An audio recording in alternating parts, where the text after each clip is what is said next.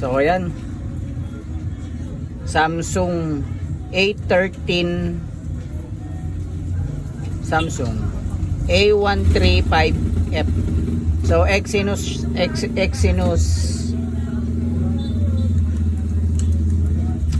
oh, yan. So testing na lang natin kung mag-okay siya.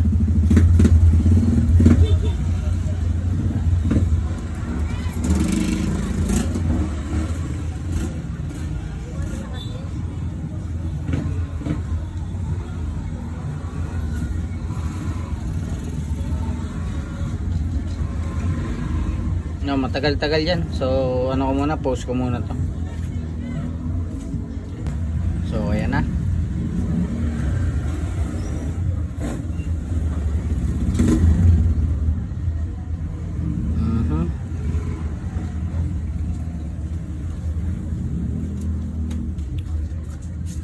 Ayan, A135F Exynos. So nakaiwas tayo sa JTAG, nakuha sa Chimera. So supported siya ng Chimera. So hindi na natin kailangan mag JTAG dahil matrabaho ang JTAG. So ayan, okay na siya. So ayan, ayos. Chimera tool lang masakalam.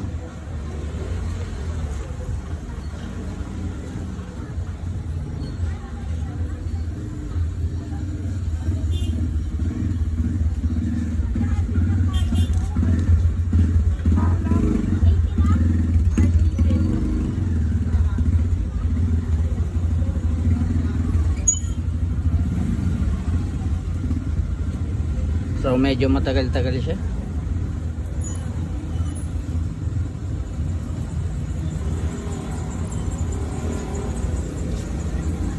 Diyan ka na muna.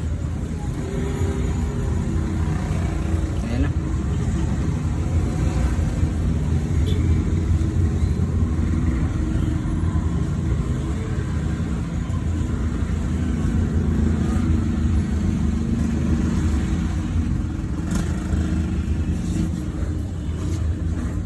Ayos na mga kaayos. So camera tool lang sa kalam.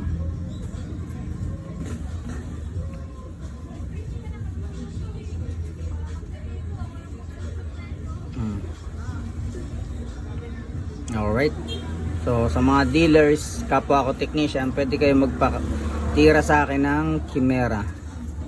Pwede natin dyan yung mga hindi nyo kaya. So kaya ng Chimera yan. Ayan. So yan. Exynos po ito ha. Exynos type. Hindi siya MTK. Okay, alright. Thank you.